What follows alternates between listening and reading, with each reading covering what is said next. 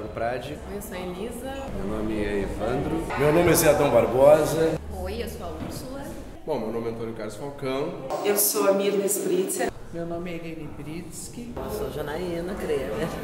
Meu nome é Ismael Canepelli. Eu sou Marcos Contreiras. Sou o Nelson Diniz. Meu nome é Sérgio Luquim. Estou atuando no mercado de notícias. E a minha personagem na peça é a Pecúnia. Faço o personagem Gazua. E eu faço o Tio Pila. Meu personagem é um personagem misterioso. Faço o Tom, o barbeiro. O Alfaiate. O poeta Madrigal. Uma senhora urbana. Faço uma das 4 comadres. Faço Ben Johnson, que é o autor da peça. Faço parte das comadres. É a comadre expectativa. E faço também uma mulher que é muito engraçada, que eu faço a Ana Batista. Faço o trombone. Faço Pila Júnior. E eu farei. E que ninguém duvide. Desde que me tornei maior de idade, tenho uma coceira aqui no olho direito. Estão vendo? É o impulso de fazer algo que possa virar notícia. Ele é um herdeiro, né? Um novo rico, assim, né? O cara recebe a fortuna do pai, toda a herança e o comando de todo o feudo dele ali nas mãos, assim. O pai morre antes dele completar a maioridade. Ele deixa anexado no testamento que o filho tem que conquistar a pecúnia. A pecúnia, basicamente, ela representa o dinheiro, o capitalismo, o poder que todos ambicionam. O senhor é um cortesão ou algo mais? Use uma linguagem tão sedutora. Eu sou seu servo, minha princesa, e faria com que a senhora se transformasse no que verdadeiramente é. Brilho e maravilha dos nossos tempos. O enredo da peça é o Tio Pila tem um sobrinho, ele tem um irmão que morreu, o sobrinho herdou a fortuna e ele quer acumular essa fortuna juntando o sobrinho com uma infanta. Na verdade, ele é um avarento. Ele é um avarento e ele está casando o sobrinho dele com uma infanta cheia da grana, e é o que ele quer, né, para perpetuar a sua fortuna. Parece que está triste e melancólica.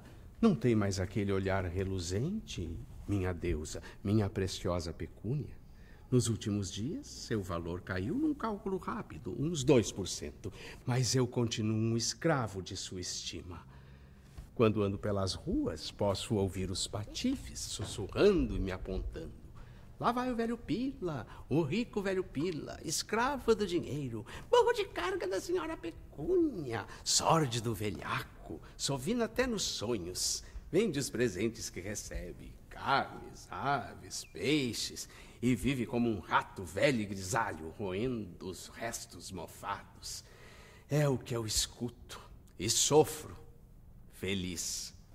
Suportaria ainda muito mais pelo bem de sua graça. Todo esse vasto território é seu. Você o comanda e governa.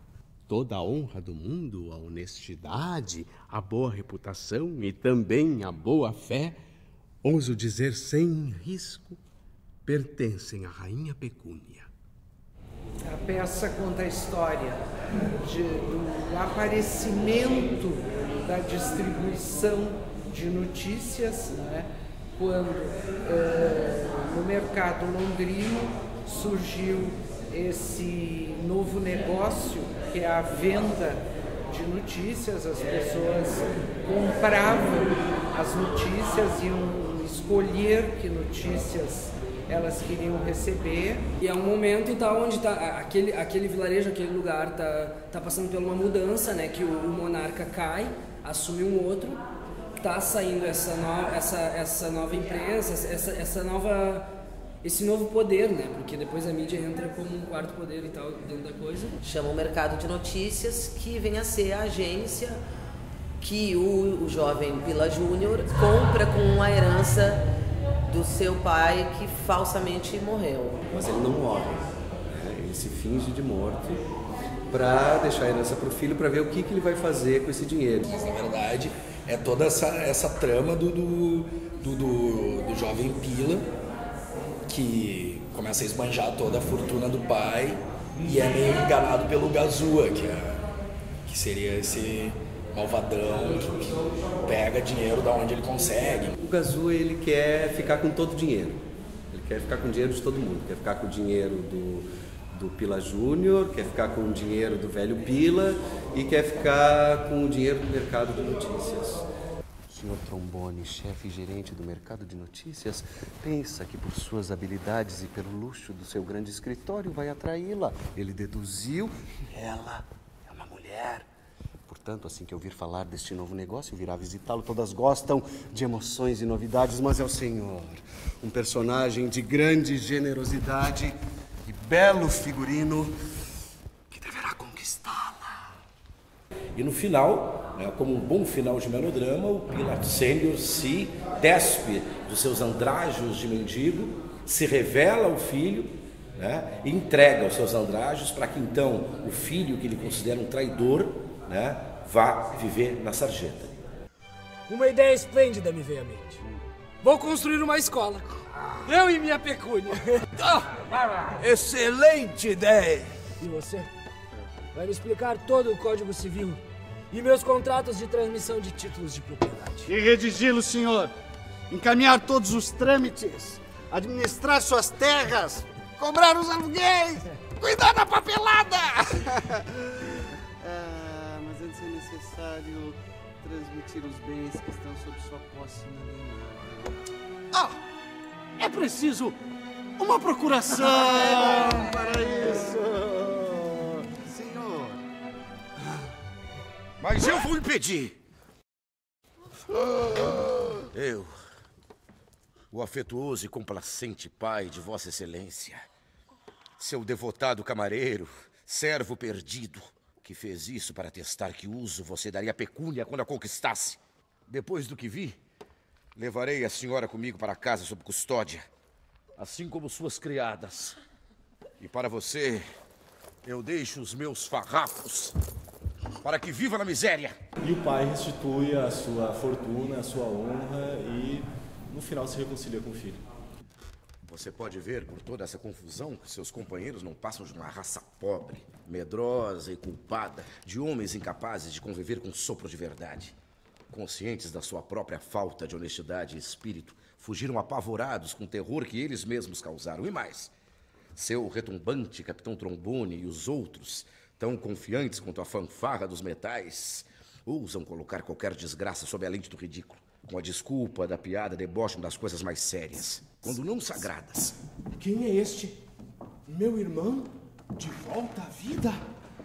Sim, vim para restaurar seu juízo, caso sua fúria seja loucura breve, motivada pelas perdas que agora restituo. Aqui estão: hipoteca, norma, promissória e taxa. Elas vieram morar com você e assim perdoar o pródigo por ter lhes roubado a senhora. Pecúnia também está aqui. Veio para dar a Pila Júnior a justa liberdade de usá-la como amiga, não como escrava ou deusa. A idolatria ofende a divindade não menos que o desprezo. É isso, meu irmão. Usar as coisas é tudo.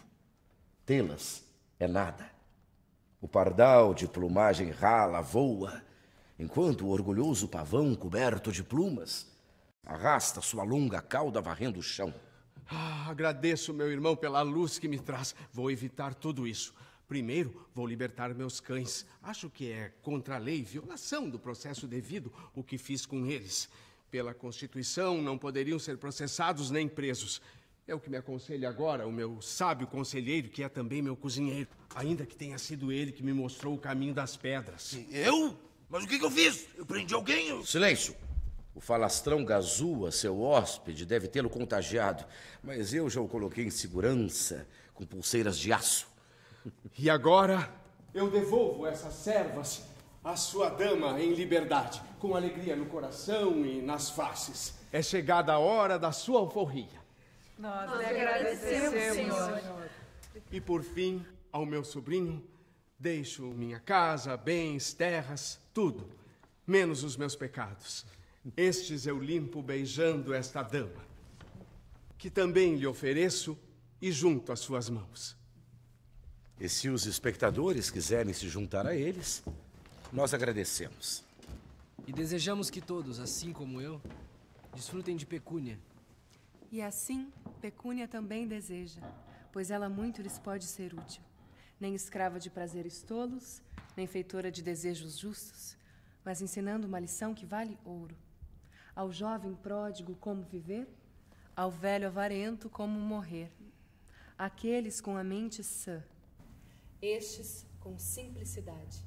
Peça super atual, assim, não só falando da notícia, como de outras coisas, né, da conduta do ser humano, assim, essa coisa da ânsia pelo dinheiro, sempre existiu, sempre vai existir, né? O espetáculo, toda a peça, ela aborda o nascimento ou, digamos, a mercantilização da informação, das notícias, num período logo em seguida do surgimento da imprensa, e num período em que não havia como provar se se tinha veracidade nas coisas que eram ditas, e como havia também muita fantasia, e existe nesse momento, surge também o monopólio, né, um grupo de pessoas que diz, bom, as nossas notícias são as verdadeiras, elas carimbam, elas chancelam, o que tira fora todas as outras notícias. Então cria um mercado, cria um monopólio, e isso começa a ser valorizado, comercializado, sempre procurando estar perto dos poderes, seja dos poderes judiciais, seja da igreja, ou seja do poder, né, da realeza ou da nobreza. E isso vai criando uma valorização daquele que detém a informação, detém o poder da informação, que é possível de fazer paralelos com a realidade hoje, com a imprensa hoje, que é um dos interesses, né, do Jorge Furtado, ao trazer esse espetáculo, essa peça de 1625, 26 por aí, na relação com a mídia hoje, com a construção da imprensa hoje. A peça, ela traz a coisa incrível da criação da notícia. A criação de um jornal, como é que tudo isso começou e como isso funciona, né? Um jornal funciona através do seu departamento comercial e da venda da notícia. E essa mostrado, escrito em 1623, eu acho que o Ben Jonson escreveu, prioridade, parece que ele está falando do que acontece agora com os nossos jornais, agora com a imprensa, essa imprensa fútil, marrom, vende notícia, imprensa irresponsável.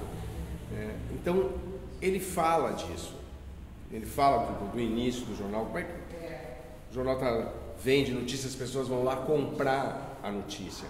E de como já nesse embrião do negócio de notícias havia trambicagem, havia manipulação. É muito impressionante o Ben Jonson ter escrito essa peça ainda com a imprensa recém-nascendo na Inglaterra. Então é impressionante um cara como ele, que, né, trabalhava com teatro, pegar um assunto tão contundente e transformar numa peça logo em seguida. O que impressiona muito é, primeiro, as coincidências, né, a atualidade dos assuntos tocados na peça, a forma como o Ben Jonson encara a imprensa, brinca com a imprensa, critica a imprensa, tudo muito parecido com o que a gente vê hoje. A peça, apesar de ter sido escrita, enfim, em 1600, ser contemporânea de Shakespeare, ela é absolutamente contemporânea de nós hoje, porque ela fala sobre o mercado de notícias, fala justamente como se dá esse sistema de venda e compra de notícias, e trazendo para o mundo hoje, atualizando para a nossa história hoje, a gente vê como a notícia que gira o mundo é quem coloca presidentes, quem tira presidentes, quem lida com o poder diretamente. Então, uma peça absolutamente contemporânea, apesar de ter sido escrita no século XVII. O que eu acho da peça é essa discussão sobre o que é o mercado de notícias, né? E a possibilidade de perceber como é parecido, extremamente parecido, bastante semelhante com o que é ainda hoje. Você tem em sua loja profana alguma notícia sobre os santos de Amsterdã? Sim, quanto quer? 6 centavos. Dê-me seu dinheiro. Leia, Tom. Os santos escrevem que esperam um profeta em breve. O profeta Baal será enviado até eles para calcular o tempo, a metade do tempo. o tempo todo. Você tem outra desse tipo? Sim, mas essa é mais cara. Essa vai lhe custar 12 centavos. De fato é mais cara. Tome 9 centavos, não posso gastar além disso. Nem mesmo para o bem dos santos? Não estou certa sobre o bem dos homens. Isso é o mais surpreendente. Eu ainda acho mais surpreendente ela não ter sido encenada ainda. Porque ela é incrivelmente atual, assim. Todos os temas que ele prevê, porque na época acho que não tinha essa repercussão ainda. Toda essa trama de temas que ele consegue prever, assim. E eu acho que o Ben Johnson é gênio à frente do seu tempo mesmo. Não poderia haver melhor forma para criticá-las do que criar essa ridícula agência. Esse mercado, onde cada época pode ver sua própria insensatez. Sua fome e sede de panfletos de notícias que saem às ruas todos os sábados e que são escritos por quem não sai de casa. O Ben Johnson conta como se começou a vender notícias, ganhar dinheiro com isso, como inventar histórias começou a ser interessante financeiramente e também para mover o mundo, né? O que acontece nesse mundo jornalístico? O Ben Johnson é contemporâneo ao Shakespeare, né? Então ela é um texto daquele que lida com ele. Tem o pano de fundo como o mercado de notícias, né? Essa coisa da notícia que estava surgindo lá. Mas ele lida com uma questão mais já farsesca, tem envolvimentos de personagens, os mal-caratismos, os enganos, as pessoas tentando se valer de pequenas espertezas e tal. Tem uma coisa de comédia, de estrutura dramática da comédia da época. Que Sua Excelência seja feliz, Sr. Gazua, em seu novo posto neste mercado de notícias. E o senhor sabe porque eu comprei? Eu não. Para trabalhar para o senhor e armar uma estratégia contra o chefe de tudo isso, o senhor Trombone. Eu lembro quando eu era piá e tal, eu assistia pra caramba conversas cruzadas, conversas de bate-papo, TVE, Roda Viva e tal. E fui sempre me criando esse estilo isso. Meu pai sempre assistiu muito isso. E eu sempre gostei muito de jornalismo. Até teve um tempo que eu fiquei pensando um monte, assim, tipo, jornalismo é uma coisa que pode ser interessante, assim. Já fazia cinema e já pensava, assim, tipo, nessa relação cinema-jornalismo e tal. De uns tempos pra cá, comecei a gente vai estar analisando as coisas de uma forma não tão ingênua, assim. Então tu vai prestar atenção que a coisa tá diferente, né? Daí tu vai vendo esse jornal e tu vê que existe uma informação ali, mas que está soterrada, né, com várias outras informações. Então, para te achar algo interessante ali, tu tem que saber separar e, né, ter um filtro, escavar aquilo, né? É uma quantidade de informação enlouquecida e as pessoas tendo que limpar ali, fazer os seus filtros para saber no que acreditar, né? Basicamente pela internet. Eu assino um jornal, leio tudo pela internet e às vezes eu me acho um pouco leviana, assim. Eu leio um jornal, Folha, uma revista virtual lá, mas eu acho que consigo, assim, dentro do possível, me virar com isso.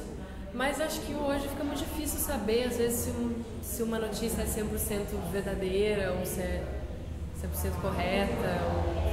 Que hoje em dia parece que todo mundo pode fazer uma notícia, né? Uma coisa virou muito... Tem muito cinegrafista amador, né? As pessoas estão sempre com uma câmera no lugar e qualquer pessoa pode colocar lá no YouTube, já vira uma notícia. Os grandes veículos estão cada vez mais se usando dessas pessoas também que mandam coisas que estavam lá no local, então... Hoje a gente não depende só do jornalista que vai ao local, televisionar tudo, né? Qualquer pessoa pode documentar essas coisas. E isso se perde um pouco também. Tem muita informação que às vezes você lê, você viu que aconteceu isso, na verdade é mentira. Então essa coisa também de parodiar jornais, né? Acho que as informações se perderam um pouco, assim, né? A veracidade das coisas, assim. Cada vez mais a internet e essa internet 2.0 que permite que cada pessoa tanto assimile conhecimento quanto difunda conhecimento, é um exemplo claro disso hoje. A gente está tanto recebendo notícia quanto passando notícia adiante através do mundo virtual. Então, notícia eu consumo como um todo, assim, eu sou totalmente contra assinar jornal, sou totalmente contra comprar jornal, porque são mídias nada livres, então cada vez que tu compra um jornal, que tu assina um jornal, uma revista, tu tá dando teu dinheiro e endossando uma mídia absolutamente vendida e comprável. Então, busco sempre informações livres e quando eu consumo um jornal é com muita desconfiança. O Vinícius tem uma frase que é ótima, que ele falou outro dia, que é, às vezes no jornal, a única coisa verdadeira é a data, né? E é um pouco isso, às vezes. Você lê e fala, não, talvez não seja bem assim e tal, mas há uma informação imediata. Está acontecendo tal coisa no Paquistão, ok. Mas vamos ver se isso, até que ponto isso é verdade, de manipulação ou não, pode ter aquilo. Eu acho que a notícia está muito direcionada também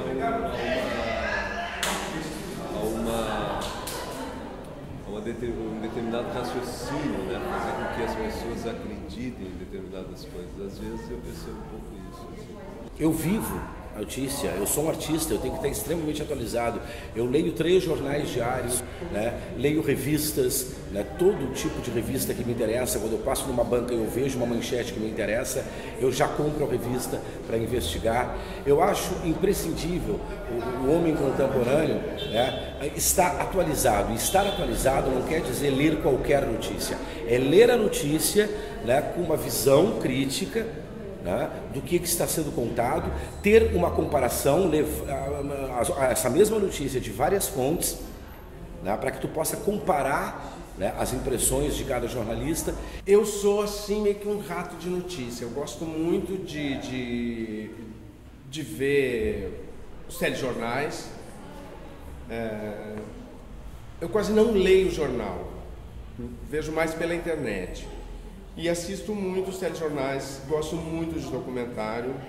Sou meio que viciado em notícias. Assim. Eu vejo o Jornal da Manhã, o Jornal da Tarde, o Jornal da Noite. Podendo, eu deixo lá na notícia. Como tu trabalha com um ator que trabalha decorando texto, decorando música, não tem muito tempo. Mas eu paro, de manhã eu vejo, eu não compro jornal, mas eu vejo todo o noticioso da televisão, de manhã, de vários canais. Eu acordei, vou tomar café vendo notícia. Eu acho muito importante, eu acho que a imprensa tem um papel fundamental na sociedade e um papel muito responsável, que às vezes, né, não é bem assim. A internet é o que há, inclusive toda a nossa pesquisa foi por internet, tudo que a gente leu extra, além da peça, veio da internet. Eu leio jornal também, tenho minha assinatura lá e gosto muito do papel, eu gosto desse contato com o papel jornal. Eu confesso que eu sempre começo a ler o meu jornal pelo caderno de cultura, da última página para a primeira, sempre pelo contrário, é mais ou menos assim que eu leio o jornal também. Então eu passo pelos esportes, mas só o olho por cima, daí eu olho o caderno cultura todo, do fim para o início, e daí eu vou olhando as coisas que acontecem, assim. Policial não é bem a minha praia, não é isso que eu gosto de ler. Em geral, as manchetes são o que chama a atenção, as da capa, né? E depois a gente vai se aprofundando. Mas eu gosto muito de também ouvir a interpretação do que os outros leram no jornal. Então, minha amiga lê o jornal, eu sento do lado dela e digo, me conta o que acontece. E ela me dá o filtro dela. Eu acho isso uma ótima forma também de também a notícia através da troca, assim, de ideia, não como uma coisa pronta. Notícia para mim agora é a internet, assim, eu tento catar da melhor forma possível o que está acontecendo por mim mesmo, seja por meio de blogs, ou por sites que eu já tenho, que já tenho uma certa confiança, porque faz um tempinho já que eu meio que abandonei mídia impressa ou qualquer coisa nesse sentido que possa tomar um partido por alguma coisa. Parece que está sendo influenciado sempre quando tu se deixa só ser atingido pela notícia. Então, quando eu quero realmente saber sobre alguma coisa, eu tenho que achar meios alternativos, assim. A minha relação com a notícia acho que é profunda, intrínseca, porque tanto eu escrevo para jornal quanto consumo muita notícia. Acho que todo mundo que vive hoje está inteiramente imerso nesse mundo de notícias. E a minha relação é sempre ler a notícia com um pé atrás, assim, sempre ler a notícia desconfiando de quem está escrevendo, porque a notícia quem faz são seres humanos, né? Seres humanos falham, seres humanos têm interesses, seres humanos são maus. Então eu sempre leio a notícia sobre esse ponto sobre essa perspectiva. Eu estou lendo algo que um ser humano está escrevendo com todas as suas fraquezas ali. Então é sempre esse lugar de não acreditar completamente, sabe? Eu acho que a gente acaba indo atrás daqueles sujeitos, daqueles jornalistas, daqueles blogueiros que de repente falam, pensam semelhante a gente, a forma que a gente pensa. Mas claro que caem notícias diversas na frente da gente, e algumas acabam interessando e a gente vai atrás, e outras não. Eu sou uma pessoa muito ligada aos meios tradicionais. Assim, eu acordo, eu ligo o rádio para ouvir as notícias, eu tomo café da manhã escutando notícias, eu gosto muito de jornal, então rádio, jornal, e eu completo com a televisão. Eu não busco notícias no espaço da internet, por exemplo, no espaço midiático hoje digital. Eu sou ainda do jornal, gosto de folhear um jornal e o rádio. E completa as informações na televisão, quase sempre é à noite que eu vejo, mas essas informações já recebi através do rádio ou do jornal. Então, os meios tradicionais. E eu gosto de ouvir vários jornais e vários informativos, diferentes canais da televisão. Eu já tive o sonho de ser um jornalista quando eu quis fazer faculdade. Quando eu comecei a faculdade, eu queria ser jornalista. Acho que tem um veio jornalístico na transmissão das informações. Eu acho que eu tenho essa qualidade. E na minha escrita também, é uma escrita ágil. Então, eu gosto das informações e acho que trabalho para o meu cotidiano a notícia, a informação. Eu sou uma pessoa que ouço muito rádio. Né? O rádio é uma presença muito forte para mim. Então, eu entendo que a forma que eu tenho de saber as coisas é principalmente pela rádio, pela internet. Eu assino um jornal também, mas eu confesso que eu não acho que seja uma informação muito confiável. Eu consigo reconhecer nesse jornal algum mascaramento, alguma intenção de noticiar esta ou aquela notícia. Reconheço isso na rádio também. Eu me acho bastante desconfiada em relação às informações, né? E eu acho que alguns de nós, eu acho que sou uma pessoa privilegiada nesse sentido, porque eu acho que consigo acessar diferentes publicações e sites de forma que eu consiga montar as informações de uma maneira um pouco mais democrática e menos maquiada, digamos assim. Você acha que se a gente fica só na grande mídia, a gente fica ouvindo, fica recebendo só uma forma de informação. Porque a gente é uma geração de transição, na verdade, né? Essa geração que nasceu lá dos anos 80 para cá, assim, é uma geração que sabe como é o analógico, como é o jornal que tu pega na mão, e como escrever sem ter computador, escrever em máquina. Eu cheguei a usar máquina elétrica e tal. E agora com essa coisa toda digital, assim, computador, de tu poder ver jornal, é muito melhor ler naqueles tablets, é tribom, eu não tenho, né? Mas é bom pra caralho ler, né? Eu, na verdade, eu gosto do jornal, eu adoro receber jornal de gráfico, agora tem esse de metro que tu recebe, eu gosto da coisa da Folha, mas acho que eu sou mesmo essa geração de transição, porque hoje em dia eu me informo muito mais pela internet, impressionantemente, tá ali, aí tu vai dali, tu vai pra outro, e aí tu vai pra outro, é muito mais fácil, assim. Cara, eu sou bem antigo pra notícia, a gente está no mundo de tablets, de internet. Eu sou um cara que acorda e pega um jornal de papel, leio o jornal tomando café, aquele jornalzinho mesmo de folhear com a mão. Eu ainda tô ainda tô no prazer táctil da folha, né? Não do dedinho na tela. E televisão direto, telejornal, assisto muito telejornal. Televisão, quase que 90% que eu vejo é notícia. A partir dos ensaios dessa peça, eu comecei assim a revisar como é que as notícias chegam em mim hoje em dia. E eu percebi como nos últimos 10 anos, vamos dizer assim, mudou a minha forma de relacionamento com a imprensa e que eu não tinha parado para pensar ainda. Então, por exemplo, há 10 anos atrás, eu assinava 3 jornais. Eu assinava um jornal de Porto Alegre, um de São Paulo e um do Rio de Janeiro. Aos poucos, eu fui diminuindo essas assinaturas e começando a substituir por leitura de jornais na internet. Então, por exemplo, hoje em dia eu não assino mais nenhum jornal. De manhã eu acordo, todas as manhãs é um ritual, tomo café, sento na frente do computador e leio a Zero Hora, a Folha de São Paulo e The Guardian de Londres.